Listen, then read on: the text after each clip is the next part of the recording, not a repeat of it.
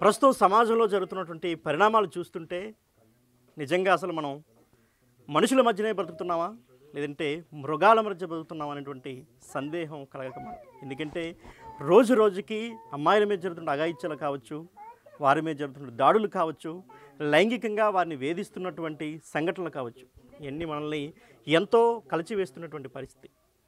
కన్న తల్లిదండ్రులకి శోకాన్ని మిగిలిస్తూ ఎంతోమంది మృగాళ్ళు అమ్మాయిలపై చేస్తున్నటువంటి వేధింపుల్ని తట్టుకోలేక వారి కుటుంబాలు ఎంత తపన పడుతున్నాయో మనందరం నిత్యం చూస్తూనే ఉన్నాం. ఇప్పుడు ఇలాంటి సంఘటనే విజయనగరం జిల్లాకు సంబంధించిన ఓ అమ్మాయికి విశాఖపట్నం జిల్లాలో జరిగినటువంటి దురదృష్టకర సంఘటన జరిగింది.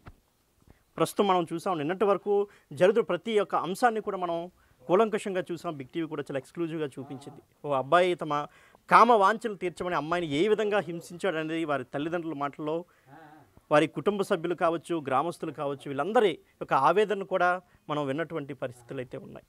సో ఒక్కసారి మనం ప్రస్తుతం ఏదైతే అమ్మాయి సొంతూరు వేపాడ మండలం కల్లెంపూడి గ్రామంలో ప్రస్తుతం మనం అయితే ఉన్నాం.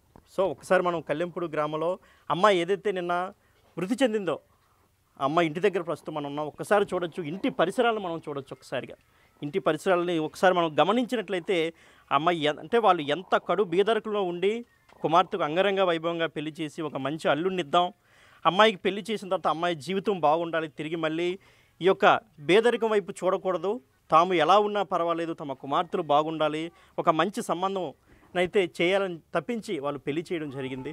సో తర్వాత ఏం జరిగింది, అసలు ఎప్పుడు పెళ్ళయింది, ఎన్ని రోజులైంది, అమ్మాయిని ఏ విధంగా వేధించాడు తన భర్త అనేది ఒక్కసారి వాళ్ళ కుటుంబ సభ్యులు తల్లి మనతో ఉన్నారు, ఆమెతో మాట్లాడే ప్రయత్నం చేద్దాం. చెప్పండి అసలు ఏం జరిగింది, అసలు పెళ్ళి ఎప్పుడైంది అమ్మాయికి? పెళ్ళి 6వ నెల 3వ తారీఖున అయింది సార్. 3వ నెల 6వ తారీఖున పెళ్ళి అయింది సార్. పెళ్ళి అయింది కానివ్వండి, పాప చెప్తుంది, అమ్మ నాకు ఇలా జరుగుతుంది, ఇలా జరుగుతుంది, మా అత్త తిడుతుంది, మా ఆయన ఇలా చేస్తాడని చెప్తే, అమ్మ మనం పేదింటి నుండి వెళ్ళామమ్మా, ఎవలేవన్నీ పట్టించుకోగమ్మా, శుభ్రంగా ఉండమ్మా, నువ్వు శుభ్రంగా ఉంటాలి ఏటంటారమ్మా అనేసి మేము కూడా పిల్లకి చెప్పడం జరిగింది. ఆల్రెడీ పిల్ల 2 సార్లు వాళ్ళతో గొడవ ఆడుకొని ఇంటికి వచ్చింది. పోయిన సోమవారం నాడు తల్లి కొడుకు కూడా చంపేయడానికి ట్రై చేశారు. ఆ రోజు మా పిల్ల ప్రాణానికి దేవుడు అడ్డేసి మా పిల్ల బతికి మా ఇంటికి వచ్చింది.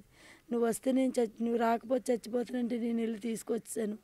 తీసుకొచ్చిన తర్వాత మళ్ళీ మంచి మాట్లాడి మేమందరం ఒక నిర్ణయానికి వచ్చి మా పిల్లలు మా అల్లుళ్ళు అందరమే మాట్లాడుకొని, అమ్మ నీదే తప్పు చూపిస్తాను, వాళ్ళు తప్పు అనట్లేదు, నువ్వు పెద్ద నోరు టరడం వల్లే తప్పు అంటున్నారు, మాటలు నోరు కంట్రోల్ చేసుకోయమ్మా, నోరు తగ్గించుకోయమ్మా అని చెప్పి మంచి మాటలు చెప్పి బుద్ధి పెట్టి ఇవాళ రోజున శనివారం పంపించాను సార్. మళ్ళీ 1,20,000 అయ్యేసరికి నా కూతుర్ని శవానిగా నాకు అప్పచెప్పారు సార్. వాళ్ళు ఏం చెప్పారు, అమ్మాయి ఏడు జరిగిందమ్మా, ఎందుకమ్మా అంటే, అమ్మాడు కామనం రావడానికి ట్యాబ్లెట్లు వేసుకుంటున్నాడు, ఆ డ్రగ్స్ వాడుతున్నాడు, ఆడు రోజు 4-5 రాత్రులు 9-10 సార్లు తొంగమంటున్నాడు. అమ్మ నేను అలా తొంగలేకపోవడం వల్లే నన్ను విమర్శించేస్తున్నాడు. రోజు కూడా అత్తమంటికి ఆడదాన్ని కాదేటమ్మా, డ్రగ్స్ తీసుకోవడం వల్ల నాకు బీడింగు గట్రా అయిపోతుంది, అందువల్లనమ్మా నేను పడుకోలేకపోతున్నాను అనేసి నాకు చెప్పింది. అమ్మ మగోడు కదమ్మా అనేసి నేను అది కూడా సరది చెప్పాను. కానీ సోమవారం లక్షవారం నైటు ఉదయం సాయంకాలం 8:30కి నాకు ఫోన్ చేసింది. సరే సార్ ఆ 8:30కి ఫోన్ చేసి ఆ ట్యాబ్లెట్లు ఎలాగుంటాయో ఒకసారి మెసేజ్ పెట్టింది వాళ్ళ బావగారికి. ఆ ట్యాబ్లెట్లు మెసేజ్ పెట్టడం వల్లే చంపేశారు. ఆ ట్యాబ్లెట్లు బావా ఈ మెసేజ్ పెట్టాను, ఈ ట్యాబ్లెట్లు మీ తమ్ముడు దేనికి వాడుతున్నారో చూసి మీ తమ్ముడిని ఎందుకు వాడుతున్నారో అడిగేశాక నాకు ఫోన్ చేయండి, చేశాక నేను మీ తమ్ముడితో ఎలాగుండాలో అలాగుంటాను అని చెప్పింది. ఆ ట్యాబ్లెట్లు మెసేజ్ చూసి వెనక్కి తిరిగి లోపల నా కూతుర్ని చంపేశారు. ఆ నైట్ టైంలోనే చంపేశారు. చంపేసి 9 గంటలకు చంపేసిన వాళ్ళు 9-10 టైంలో ఉరేసుకోరు కదా, ఎవరైనా ఉరేసుకుంటే ఏ రాత్రి 12కో 1 దానంతలో చచ్చిపోవాలనుకుంటే 12-1 గంటకు ఉరేసుకుంటుంది. 9 గంటలకు ఉరేసుకుంటుందా? ఊరు గుప్పున అవ్వకుండా ఇంట్లో వాళ్ళు పడుకోకుండా ఉరేసుకోగలరా ఎవరైనా?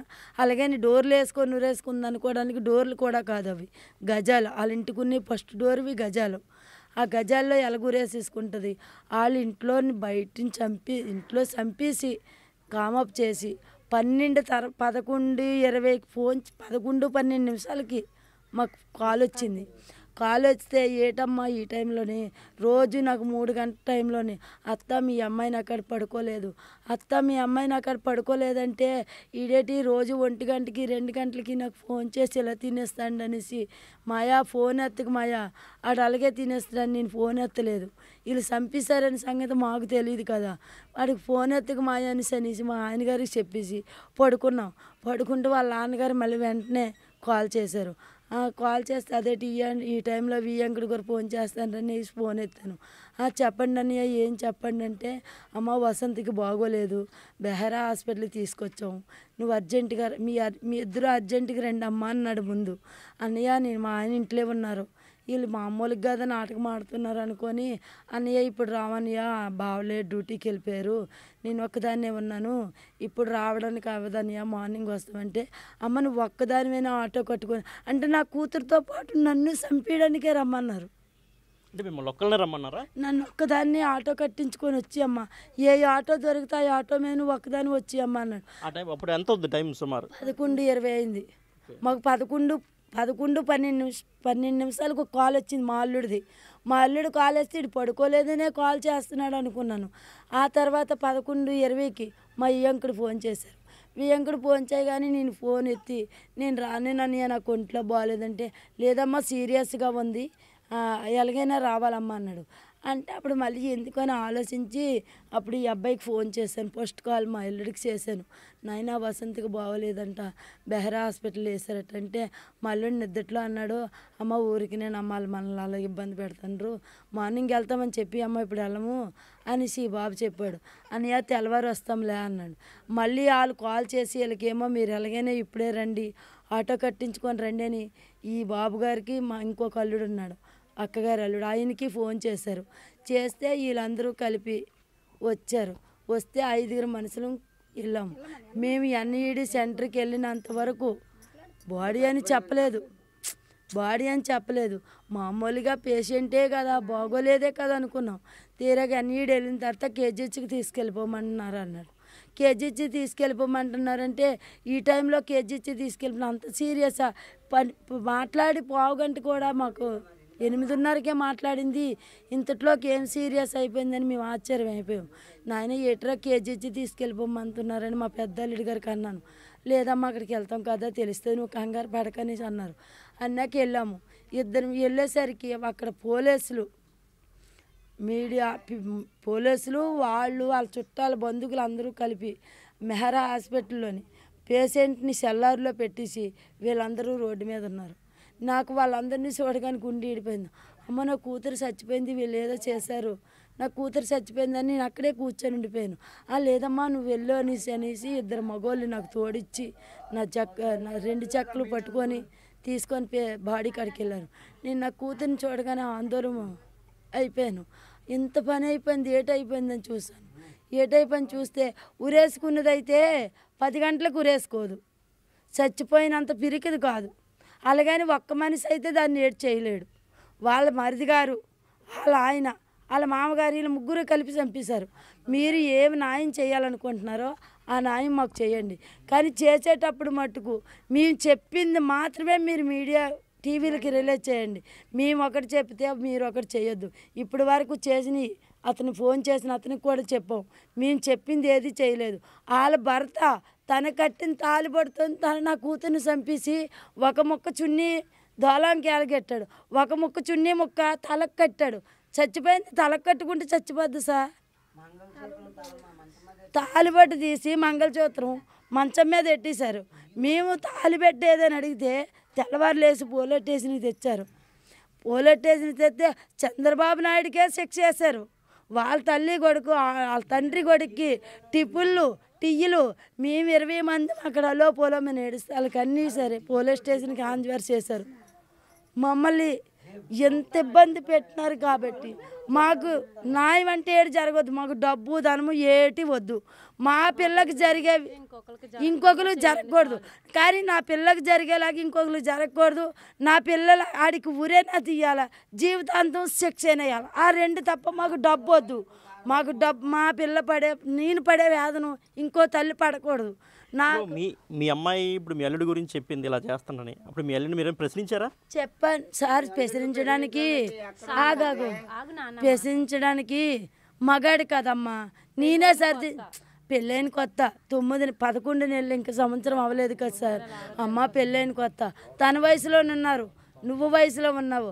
వయసులో మగవాళ్ళు ఎలాగుంటారో మరి తెలియదేటమ్మా, నువ్వే సర్దుపోయమ్మా అని మేము చెప్పాం. వాళ్ళ తల్లిదండ్రుల దృష్టి కూడా తీసుకెళ్ళలేదా మీరు? మీ అబ్బాయి తల్లిదండ్రులకు ఇలా ఎవరైనా చెప్పరు కదా సార్.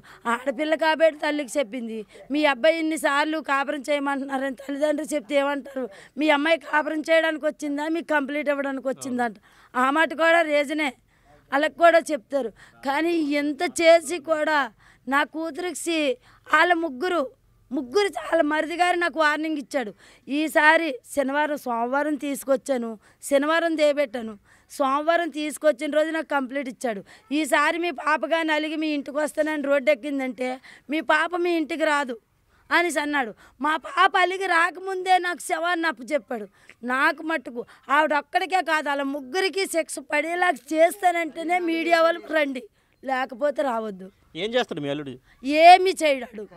వాళ్ళు మాకు కళ్ళు నెత్తికెక్కిపోయి మాకు ఇంట్లోనున్న ఆస్తి అంతా అమ్ముకొని రోడ్డుని పడి ఇలాంటి గుడిసెల్లో ఉండలేక వైజాగ్లో పోని కూలి పని చేసుకొని రాయిలు మోసుకొని ఆడపిల్లలైనా శుభ్రంగా ఉంటారు కదా అని పొలము పుట్ట లేకపోయినా సరే కష్టపడి పెంచి ఎంతోళ్ళు అంత చేసి పెళ్లి చేసాం. వాళ్ళకి ఆస్తి ఉంది, మంచి కుటుంబం ఆస్తి ఉంది అన్నారు. వాళ్ళకి ఏం ఆస్తి ఉందో కూడా మాకు తెలియదు. మాకు అక్కడ ఇల్లులు ఉన్నాయి, ఇక్కడ ఇల్లులు ఉన్నాయి, ఎక్కడ ఆస్తి ఉంది, ఎక్కడ ఆస్తి ఉంది అన్నారు. మనకు ఆస్తి ఎందుకండి, పిల్లలు బాగుంటారని ఇచ్చేసామండి. ఇచ్చారు ఆ రోజుల్లో? మేము ఆ రోజుల్లో కాదు సార్, సంవత్సరం అవ్వలేదు. కట్నం వేయించి పెళ్లి ఖర్చులతో కలిపి 25 లక్షలు అయింది. ఆడికి ఇచ్చినవే 15 లక్షలు ఇచ్చాం. 10 లక్షలు 5 లక్షలు ఆడికి కట్నం పెట్టాం. 1,50,000 బండి పెట్టాం. ఆడపిల్లకి 1,00,000 రూపాయలు పెట్టాం. ఆడపిల్లకి 1,00,000 రూపాయలు ఇచ్చాం. ఆడికి బంగారం 4 తులాలు పెట్టాను. దీనికి మీరు ఏమి న్యాయం చేయాలనుకుంటున్నారో, మాకు ఎలా సహకరించాలనుకుంటున్నారో అలాగే మీరేమవుతారమ్మా ఆ పిల్లకి? నేను అక్కనేనండి. అక్క అసలు ఎలా అనిపిస్తుంది? మీ తోడబుట్టిన చెల్లెలు మీతో పాటు మొన్నటి వరకు కలిసి ఉండేది, ఇప్పుడు ఒక్కసారిగా లేదనే మాట ఎలా అనిపిస్తుంది? నేను అసలు ఏటి మాట్లాడలేదు. చిన్నప్పటి నుంచి నేను మా చెల్లి చాలా దీనిగా పెరిగాం. నేను లేకపోతే ఉండలేకపోయేది, ఉంటే కొట్టుకోకుండా ఉండలేకపోయారు మేము. అలాంటిది దాని పెళ్ళి అయిన తర్వాత 4 రోజుల వరకు మనుషులమే అవలేపేమి ఇంట్లో సైడ్ లేదని. అలాంటిది ఇప్పుడు జీవితాంతం అది లేకుండా ఉండాలి. మా చెల్లిని ఒక పని చేయకపోయినా నేనే అన్ని పనులు చేసుకుని దాన్ని చూసుకున్నాం. కానీ అక్కడికి వెళ్ళా అన్ని పనులు చేసినా అలాగే చెయ్యాలమ్మా, అలాగే చెప్తారు, అలాగే చెయ్యాలి, ఉండాలి, భర్త దగ్గర అలాగే ఉండాలి. అత్త ఎంత మాట్లాడినా, అత్త నాకు పెద్దదని నాకు అంత చెల్లి ఒక చెవు నేను ఇంకో చెవును వదిలేసి నీ భర్తను కనిపెట్టుకొని నువ్వే ఆ పని చేసుకొని నువ్వే ఉండాలి అనేసి అన్నీ నచ్చజెప్పి ఎన్నిసార్లు చెప్పినా సరే అక్క మీరున్నట్టు నేను ఉంటాననేసి ఎన్నిసార్లు నచ్చ చెప్పినా అలాగే అనేసి వెళ్ళింది. వెళ్తే మా చెల్లిని ఏమీ కాకుండా మాకు అప్పచెప్పేశారు, ముద్దలా చేసి అప్పచెప్పేశారు. మేము పువ్వులా పంపిస్తే అంటే ఇప్పుడు మీతో చెప్పిందా తన సమస్య ఎప్పుడైనా సరే తన భర్తలా వేధిస్తున్నాడని? తన భర్త వేధిస్తున్నాడంటే ఇంతగా దారుణంగా వేధిస్తున్నారని చెప్పలేదు. మామూలుగా ఉంటారు, కొత్త ఒకరికొకరికి సెట్ అవ్వాలంటే టైం పడుతుంది కదా, కొత్తగా వెళ్ళావు చెల్లి, మామూలు అవన్నీ కామనే అనేసి మేము చెప్పాం.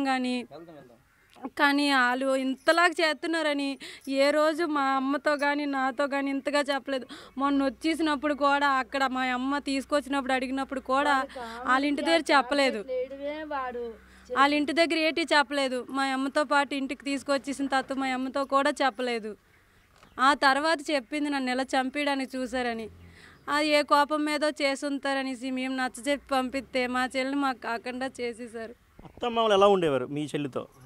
అత్తమ్మ అలాగే మంచిగా ఉన్నారు, అలాగే ఉండేవారు. మామయ్య ఎప్పుడు తెలీదు అంతే. అలా బాగానే ఉన్నారని ఎప్పుడు నా అత్తయ్య కొంచెం తిడుతుంది అలాగా ఇలాగా అంటది ఏ పని చేయమని అని అంటది అన్నది మామగారు కూడా మంచోళ్ళు కాదు సార్. వాళ్ళ మామయ్య వాళ్ళ ఇద్దరిని అరెస్ట్ చేసిన కేసు వాళ్ళు అరెస్ట్ చేసేలాగే మాకు చెయ్యండి. వాళ్ళ మరిది గారిని నొగ్గిన రాడు నాకు పరి వార్నింగ్ ఇచ్చాడు. వాళ్ళ మరిదిని వార్నింగ్ ఇచ్చాడు. ఆడే చంపిస్తాడు నా కూతుర్ని. వాళ్ళ అన్నయ్య ఆడు వాళ్ళ అన్న ఇలా వాళ్ళ అత్తగారు ఆ రోజే కాశీ బయలుదేరారు. ఆవిడ లేదు ముందు తర్వాత అంతా హింసెట్టినా సరే చంపేసిన రోజు ఆవిడ లేదు. కానీ చంపేసిన రోజు మట్టుకు వాళ్ళ మరిది వాళ్ళ అత్త వాళ్ళ మామ మా అల్లుడు వీళ్ళ ముగ్గురే చంపేశారు. దీనికి మీరు ఎటువంటి సాయం చేయాలనుకుంటున్నారో చేయండి. మీరు చెప్పండి, మీరే అవుతారు అమ్మాయికి? అమ్మాయి బాగా సార్ బాగుంది. మీకు ఏమైనా ఫోన్ చేసిందో చెప్పిందా అమ్మాయి ఈ విధంగా ఉంది నా పరిస్థితి ఎప్పుడైనా కానీ? ఆ రోజు మధ్యాహ్నం 3ంటికి కాల్ చేశాను సార్. నాకు కాల్ చేసి ఎవరు మా పాపని వచ్చి గోజాకి తీసుకెళ్ళాం ఒక అమ్మాయిని. అయితే తీసుకెళ్తేనే మా బామ్మని తీసుకొచ్చి మా పాప ఇంటి దగ్గర వదిలిపెట్టేశాడు. బావా అలా అని వచ్చాడంటగా ఉన్నా మీ దగ్గర. లేదమ్మా పాప వదిలేసింది మార్నింగ్ వెళ్ళిపోయాడు అమ్మా అనేసి అంటే సరిపోయిన ఫోన్ కట్ చేస్తుంది. నైట్ 11:30కి మా అత్తగారు కాల్ చేస్తారు. ఇలాగా వసంత బాగోలేదంటే హాస్పిటల్కి తీసుకెళ్లారంటే రమ్మంటున్నారు అనేసి అని. అయితే మా మదర్కి ఒక హ్యాబిట్ ఉంది. ఏంటి, ఏదైనా తను ఇష్టంగా ఏదైనా కూరతో కానీ దేనితోనో భోంచేదనుకో దానికి నచ్చితే మాత్రం మనస్ఫూర్తిగా భోంచేస్తుంది. అవతలకు ఉన్నాయి లేకపోని మనస్ఫూర్తి తినేసిన తర్వాత దాన్ని ఆరాయించుకోలేదు. సో పుట్టుభోజనం ఏదో అయ్యి ఉంటుందనేసి ఎక్స్పెక్ట్ చేసి అమ్మాయి అలా ఉంటుంది ఇష్టంగా తిని ఉంటుంది అయితే ఏం అవసరం లేదు మార్నింగ్ వెళ్దామని అనేసి అన్నాను. అంటే సరే అనేసి ఫోన్ కట్ చేశాను నైట్ 11:30కి. నెక్స్ట్ మరొక 11:10కి మళ్ళీ కాల్ చేసింది. ఇలా అమ్మ రాజు బాగోలేదంటే కాదు కూడదంటున్నారు రమ్మంటున్నారు అనేసి అని. అయితే సరే అనేసి నైట్ పోతాక పని అయింది. అక్కడ లంకిల పనిలో బయలుదేరి వచ్చాం. వచ్చిన తర్వాత ఎక్కడో రమ్మనేసి అంటే బాబు మేము ఆల్రెడీ వెళ్ళిపోయాం దగ్గరికి హాస్పిటల్ దగ్గరికి వెళ్ళిపోయి బయలుదేరుతున్నాం నువ్వు వచ్చేసాను అని నేను డైరెక్ట్గా వెళ్ళిపోయి అక్కడ ఎయిర్పోర్ట్ తినకుండా నాకు కాల్ చేశాడు. ఎవరు మా జగిలివాడు అదే నాగేంద్ర నా అబ్బాయి. ఎక్కడ అంటే ఇలా పలానా ఎక్కువ నుంచి అన్నా ఏంటి అసలు ఏమైందని అంటే అచ్చా ఏం లేదని బాగోలేదు హాస్పిటల్కి తీసుకొచ్చాను అనేసి అన్నారు. అయితే సరే అనేసి హాస్పిటల్కి వెళ్ళాం. హాస్పిటల్కి వెళ్ళేటప్పటికి మాతో లోపల ఉన్నారు వాళ్ళ ఫ్యామిలీ మెంబర్స్ అంతా బయట రోడ్డు పైన ఉన్నారు. తేరమ్మ చూస్తే మా మదర్ టెచ్చర్ మీద వేస్తున్నారు. అయితే ఏమైంది చిన్న అనేసి అంటే అచ్చా ఏమీ లేదన్నయ్య మేడపైకి వెళ్ళాను వెళ్తే ఫోన్ చూస్తుంది. ఫోన్ ఇప్పుడు ఎందుకు ఫోన్ అనేసి ఫోన్లో లాగేసుకొని వచ్చి కిందకు వస్తాను. తేరమ్మ చూస్తే నేను ఊరేసుకుని ఉందని అనేసి నాతో అన్నాడు. అయితే అక్కడ జరిగిన సిచ్యువేషన్ అయితే అది కాదు. ఎందుకంటే అంత దీనిగా యూరేసుకున్నంత మెంటాలిటీ మనిషి అయితే కాదు తను. ఏదైనా అంటే ఫేస్ టు ఫేస్ నువ్వు అయితే నన్ను చంపి నేను చంపేస్తా అనే టైప్ అనమాట. అయితే ఆ అమ్మాయి అయితే ఊరేసుకునే క్యాండిడేట్ అయితే కాదు. సో వాళ్ళ అమ్మ అక్కడికి యాత్రకనేసి బయలుదేరదనగా ఆ యాత్ర కూడా నాకు తెలిసి 100% అబద్ధమే. ఇదంతా ఏంటంటే ఒక ప్లాన్ మీద చేసుకున్న ఇది. వాళ్ళ అమ్మ అయితే నాకు తెలిసి ఆ రోజు టూర్కి అయితే వెళ్ళి ఉండదు. మ్యాక్సిమం అమ్మాయి వాళ్ళ అమ్మ 10ంటికి ట్రైన్ ఎక్కితే 11:30కి చనిపోయిన విషయం మాకు చెప్పారు. 11:30కి వాళ్ళ అమ్మగారు ఎంత స్టేషన్ దాటి వెళ్తుంది ట్రైన్ మీద? 1 అవర్కి ట్రైన్ ఎంత దూరం వెళ్తుంది? 100 కిలోమీటర్లు వెళ్ళిపోద్ది. 100 కిలోమీటర్లు వెళ్ళిన ఆవిడ ఎన్నింటికి రావాలి? తెల్లవారు లేదు సరే మధ్యాహ్నం రావాలిగా, మధ్యాహ్నం లేదు సాయంత్రం రావాలిగా, సాయంత్రం తెల్లవారని రావాలి కదా. మనం ఇక్కడ నుంచి ఎక్కడికైనా యాత్ర బయలుదేరి ఎక్కడ అంటే తిరుపతిలో ఉన్నాను అనేసి అంటే సరే అమ్మ అయితే తెల్లవారికి వచ్చేస్తానని చెప్పి 5 నైట్కే వచ్చేస్తాం. అలాంటిది నైట్ 10 గంటలకు ఎక్కిన ఆవిడ ట్రైన్ ఎక్కిన ఆవిడ ఎందుకు రాలేకపోయింది? సరే వాళ్ళ ఆయన వాళ్ళ కొడుకునేమో వచ్చి ఏదైనా సరే ఆ కొడుకునేమో స్టేషన్లో పెట్టేస్తున్నారు. కొడుకు రాలేకపోయాడు, తండ్రి రాలేకపోయాడు. తెల్లి ఉంది కదా. ఇప్పుడు ఏదైనా ఒక కష్టం వచ్చిందా మన వాళ్ళు అంటే మన చుట్టూ ఉంటారు. సో నీకు రాలేనే మనకు బాగులేదు మన పిన్ని ఏమైనా పంపిస్తామే వదిలేసుకుంటామే. కానీ ఆ విధంగా కూడా ఎందుకు చేయలేదు అంటే ఏంటి అక్కడ నువ్వు తప్పు చేసావు కాబట్టి ఈ విధంగా వెళ్తే ఏమైనా చేస్తారనే భయం మీద కదా మీరు రాలేకపోయారు. మీడియా ఆల్రెడీ గాజు అక్కడికి వాళ్ళ ఇంటికి వెళ్తే మీరు మా ఇంటికి ఎందుకు వచ్చారని మీడియా వాళ్ళే ఎగలు కొట్టారంట. వాళ్ళు వేరే వాళ్ళు ఎవరిని వెళ్తే రానిస్తారా? వాళ్ళు రానివ్వరు. ఎందుకంటే వాళ్ళ దానికి పలుకుబడి ఉంది, వెనకాల డబ్బు ఉంది. మిగతా చాలామంది వాళ్ళకి చేతిలో ఉన్నారు, పెద్ద పెద్ద మనుషులు అంటే వాళ్ళ దీంట్లో ఉన్నారు. మాకు ఎవరు లేరు, మా స్థాయి ఇదే. ఇప్పుడు లైంగికంగా వేధించినప్పుడు ఎప్పుడైనా మీకు చెప్పిందా బావ ఈ విధంగా తమ్ముడు ఇలా చేస్తున్నాడు? మీ తమ్ముడు ఇలా చేస్తున్నాడు చెందుతున్నాడు అనే విషయం నా వరకు కూడా రాలేదు. మొన్న ఒకసారి అలాగే బాగోలేదనేసి అంటే వచ్చేసి ఏమైందమ్మా అనేసి మొత్తం రోజు అనేసి మా ఆవిడని తీసుకొని రమ్మన్నారు. చిన్నపిల్లడితో ఉంది కదా నైట్ ఇప్పుడు ఎందుకు లేమని నేను ఒక్కనే వెళ్ళాను. నేను మా అత్త మా జగిలో మార్కు ఉన్నారు మా నాయన వీళ్ళందరూ ఉంటేనే ఏటైందమ్మా అనేసి అడిగితే బావా ఏ విధంగా సరే నాదే తప్పు చూపిస్తున్నారు, ఆ అబ్బాయిది ఏమనేది ఆ అబ్బాయిది ఇంత గుద్దు చూపించట్లేదు, ఏమనంటే నాదే తప్పు అన్నట్టు మాట్లాడుతున్నారు అని అలా కాదమ్మా, మనం ఏమొచ్చగా పేదంటి నుంచి వెళ్ళాము, వాళ్ళు ఎందుకంటే అందరూ నలుగురి మధ్య తిరిగిన వాళ్ళు, మనం ఏ విషయమైనా మన ఇంట్లో కూర్చొని మనం స్లోగా మాట్లాడుకుంటే మనకు నచ్చుతుంది. బయటికి వెళ్ళి వాళ్ళతో మాట్లాడితే మనం కొద్దిగా దీనిగా మాట్లాడితే అమ్మాయి ఏంటి అంత రాసిగా మాట్లాడుతున్నట్టు వాళ్ళు ఫీల్ అవుతారు. సో అలాంటప్పుడు మనమే కొద్దిగా కూలిగా మాట్లాడుకొని నేర్చుకోవాలమ్మా అని చెప్పడం జరిగింది. చెప్పాక ఏమైందమ్మా అచ్చమనకంటే, ఇప్పుడు భార్యాభర్త అన్నాక ఎలా ఉంటారనే విషయం అందరికీ తెలిసిందే. మనం లైవ్లో చెప్పినా ఏంటనేది అందరికీ తెలిసిన విషయాలే. సో కాకపోతే ఏంటి, భార్యాభర్తలు రూమ్లోకి అంతా వాళ్ళు కొట్టుకుంటారో గిల్లుకుంటారో అన్నీ కామను. అవన్నీ తెలుగుతో షేర్ చేసుకోవాలని అవసరం అయితే అబ్బాయికి ఎటువంటి ఇది ఉండదు. సో ఆ అబ్బాయి తెలుగుతో వెళ్ళి షేర్ చేసుకుంటాడు. మనం ఇంట్లో లోపల మాట్లాడుకునేది తెలుగుతో షేర్ చేసుకునే అవసరం. నేను లాక్ కొట్టింది అనుకో వెళ్తే చెప్పు వెళ్తావు, అమ్మ నన్ను ఎలా మా ఆవిడ కొడుతుంది చేస్తుందని. సిల్లిగా గిల్లుకునేవి చేసుకుని ఆమెతో చేసుకునేది. సో ఇవన్నీ చేశాక తను బాగా ఇదయింది. అయ్యాక ఏంటమ్మా అనేసి అంటే లాస్ట్ ఫైనల్కి నేను నైట్ మా అన్నయ్య ఉన్నారు ఇంకా అన్నయ్య, ఆయన కాల్ చేసింది నైట్ 9:30కి. 9:30కి కాల్ చేసి, అన్నయ్య మీ తమ్ముడు ఏమొచ్చిగా ఈ విధంగా చేస్తున్నాడు, ఈ టాబ్లెట్ యూజ్ చేసి ఒక టాబ్లెట్స్ ఫోటో తీసి వాట్సాప్ పెట్టింది. ఆ టాబ్లెట్స్ యూజ్ చేసి ఏ విధంగా చేస్తున్నారు, ఆ టాబ్లెట్ అసలు ఏంటి, ఎందుకు యూజ్ చేస్తున్నారు ఏంటి ఇది తెలుసుకొని మీ తమ్ముడిని అడిగేసి నాకు ఫోన్ చేయ బావనేసి మా అన్నయ్యతో ఉంది. అంటే సరేలేమ్మా నేను మార్నింగ్ వస్తాను కదా అడుగుతాంలే అనేసి అన్నారు. ఎప్పుడైతే ఇది పెట్టిందో అది దీంతోనే వెనక లాగేసి అమ్మాయిని చంపడమే జరిగింది. 100% ఆ అబ్బాయి ఒకటే కాదు, అబ్బాయితో పాటు ఇంకా ఉన్నారు. వాళ్ళు ఎవరనేది అయితే పోలీసు వాళ్ళకైనా నిజం చెప్పాలి, లేదంటే పోలీసు వాళ్ళు ఎంక్వైరీ చేయకపోతే ఈడైనా నిజం చెప్పాలి. కానీ ఒక్కడే చేశాడంటే మాత్రం ఒప్పుకునేది అయితే లేదు. సో పోలీసులు ఇప్పటికైనా విచారణ ప్రారంభించారా? ఏ విధంగా ఆ విషయం ఇంకా మాకు ఎవరైతే తెలియలేదు సార్. సో పోలీసులు ఏమంటారు? నిన్న మీరు వైజాగ్ వెళ్ళారు, అంతా చూసి హాస్పిటల్కి వెళ్ళారు, ఏమంటున్నారు పోలీసులు? పోలీసు వాళ్ళకి వెళ్ళాము, ఎంక్వైరీ చేస్తాము, పైకి వెళ్ళాము, ఎంక్వైరీ చేస్తామనేసి అన్నారు సార్. ఎంక్వైరీ చేస్తామంటే మేము మార్నింగ్ లేసి మా అమ్మాయి చనిపోగానే కేజెస్ నుంచి వచ్చిందనగా వాళ్ళ ఊర్లోకి వెళ్ళాం. ఇంటికి వెళ్ళాక ఇలాగా చేశారమ్మా మీకు ఏమని తెలుసు అంటే, వాళ్ళ ఊర్లోకి వెళ్ళి అడిగితే కనీసం ఒక్కరికి కూడా తెలియదు. ఇలాగ అమ్మాయి చనిపోయిన విషయం కానీ తీసుకెళ్ళిన విషయం పక్కన ఒక్కరికి తెలియదు. ఎగ్జాంపుల్కి ఒక అంబులెన్స్ ఊర్లోకి వచ్చిందంటే ఊర్లోకి ఎవరికైనా తెలుస్తుంది. ఒక్కరికి కూడా తెలియకుండా అంబులెన్స్ తీసుకెళ్లారంట. ఒక అంబులెన్స్తో పాటు పోలీసులు కూడా వెళ్ళారు ఊర్లోకి. తల్లిదండ్రులకి యూజ్ చేయకుండా పోలీసులు వచ్చి రావాల్సినంత పనే వచ్చింది. ఇప్పుడు మన ప్రాణం పోయింది, ప్రాణం పోయిన తర్వాత మన దగ్గరకి ముందు ఇన్ఫార్మ్ చేయాలి, కానీ పోలీసులకి అంబులెన్స్లకి ఫోన్ చేయాల్సిన అవసరం ఏంటి నీకు? కొడుకు ఫోన్ చేశాడు, మామ ఫోన్ చేశాడు, ఆ విషయం ముందే ఫోన్ చేయొచ్చు కదా. ఇలా మీ అమ్మ ఇలా చేసుకుందని. సరే మా అమ్మాయి చేసుకుందనేసి అన్నారు, మా అమ్మ ఇలా చేసుకున్నప్పుడు మాకే ఫోన్ చేసి చెప్పచ్చు కదా మీ అమ్మ ఇలా చేసుకుందని. మా అమ్మాయి చేసుకుందని చెప్పి మీరు హాస్పిటల్ తీసుకెళ్ళి హాస్పిటల్ టచ్ మీద తీసి వగ్గేసి కేజెస్ కూడా ఎన్ని చేయవలసిన అబద్ధాలు మాట్లాడాల్సిన పని ఏమొచ్చింది మీకు? అమ్మాయి తప్పు చేసిందన్నారు, అమ్మాయి తప్పు చేసిందంటే అక్కడ ఉంటే తప్పు నినిపించాలి, కానీ ఇక్కడి నుంచి తీసుకెళ్ళి హాస్పిటల్ వేసి హాస్పిటల్ కేజెస్ రాచారు, ఇవన్నీ చేశారని తప్పు చేసినట్లు ఎందుకు చేయాలి? టచ్ మీద వేయాల్సిన పని ఏమొచ్చింది? వాళ్ళకు డబ్బు ఉంది ఉండొచ్చుకొని, వాళ్ళకి ఆస్తుంది తినమానండి. ఇప్పుడు వాళ్ళకు డబ్బు వస్తుంది, మనకు ఇమ్మని లేదు కదా, మనకేం పెట్టమని లేదు కదా. వాళ్ళకి డబ్బు ఉంటే వాళ్ళకే శాశ్వతం, మనకు శాశ్వతం కాదు. సో మనకు లేదు కాబట్టి మనం లేనట్టున్నాం, వాళ్ళకు ఉంటే ఉన్నట్టున్నాను. కానీ అమ్మాయిలు చెప్పినంత ఉండకూడదు కదా. వాళ్ళ అబ్బాయిలు ఏమైనా 3 సార్లు పుట్టారు ఏంటి? అమ్మాయిలు ఏమైనా ఒకసారి పుట్టారా? అమ్మాయిలది ప్రాణం అబ్బాయిలది ప్రాణం కదా, ఎవరిదైనా ప్రాణం ఒకటే కదా. ఆ విధంగా చేసేటప్పుడు ఆడిని ఒకటే గురేనే తీసేయాలి, లేదా జైల్లోనే ఉంచేయాలి. సో ఆడితో పాటు ఎవరున్నారు వాళ్ళతో పాటు వాడికే పోవాలి, ఆ శిక్ష పడాలి. ఆడు ఒక్కడిని అనట్లేదు, వాడితో పాటు ఎవరున్నారో వాళ్ళు కూడా అందులోనే ఉండాలి. సో ఆ విధంగా ఎందుకు చేశారు, ఏ కారణం చేత చేశారు?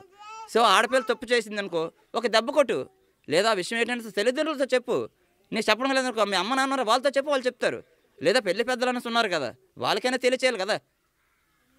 నీకు ఎంత కోపం ఉన్నా ఏమట్టమండి, అది ఎవరితో చెప్పాలి? ఒకటి తల్లిదండ్రులతో చెప్పాలి, లేదా అవతల అత్తమామతో చెప్పాలి, లేదా పెళ్లి పెద్దలతో చెప్పాలి, లేదా ఊళ్ళో పెద్ద మనుషులు ఉంటారు వాళ్ళకి తెలియచేయాలి. మన కష్టం కలిగింది, మన కష్టం కలిగినప్పుడు దెబ్బ కొడదాలి, కొట్టి ఆ కష్టం పోతే ఏమరా వాళ్ళని కొట్టావు అంతే. నువ్వు అమ్మ అత్త ఇలా చేసింది మీ పాప అందుకే దెబ్బ కొట్టాను అని చెప్పు. మృతురాలు తండ్రి మనతో ఉన్నారు, ఆయనతో కూడా మాట్లాడే ప్రయత్నం చెప్పండి. ఒక్కసారి ఎలా అనిపిస్తుంది? ఒక్కసారి ఇన్నాళ్ళు మీరు అల్లారు ముద్దుగా పెంచుకున్నారు కూతుర్ని, మీకు దూరం అయింది, ఎలా అనిపిస్తుంది? అల్లారు ముద్దుగా చిన్నారి చిలకల కల్లింపూర్లో ఇక్కడి నుంచి గుడ్డుని పట్టుకొని వెళ్ళి వైజాగ్లో ఎంత పవిత్రంగా పెంచుకొచ్చి వచ్చాను.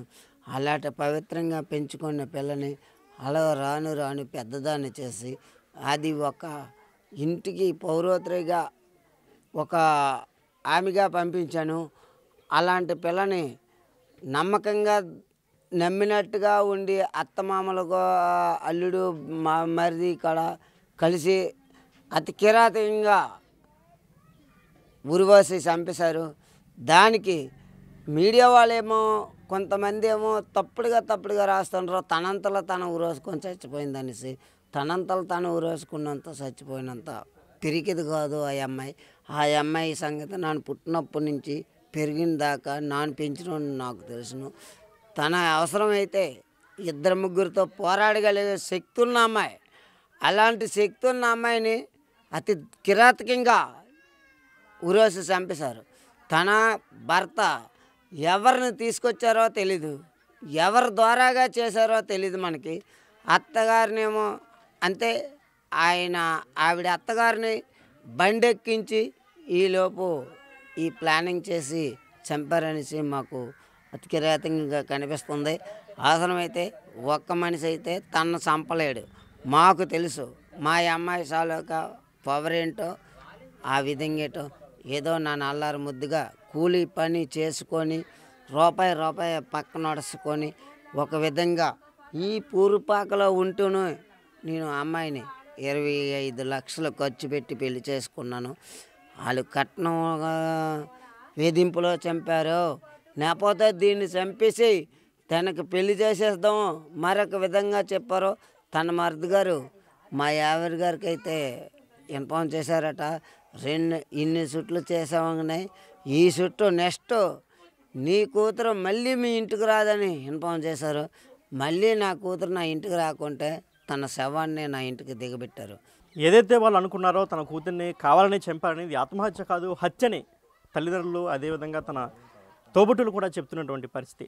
కేవలం కామవాంఛలు, లైంగిక వాంఛలు తీర్చలేదని నెపంతోనే గతంలోనే వాళ్ళైతే వార్నింగ్ ఇచ్చారు. ఇంకోసారి నీ కూతురుగా నా ఇంటికి వస్తే ఈసారి శవమై నీ ఇంటికి వస్తుందని అయితే వాళ్ళు ఇంతకుముందే వార్నింగ్ ఇచ్చారు. వాళ్ళు వార్నింగ్ ఇచ్చిన ప్రకారం వాళ్ళ అన్నమాట నెరవేర్చుకొని అల్లారు ముద్దుగా పెంచుకున్నటువంటి నా కూతురిని అయితే అతి కిరాతకంగా చంపారని తల్లిదండ్రులు ఆవేదన వ్యక్తం చేస్తున్నటువంటి పరిస్థితి. కెమెరామెన్ హరీష్తో శివశంకర్, బిగ్ టీవీ, విజయనగరం.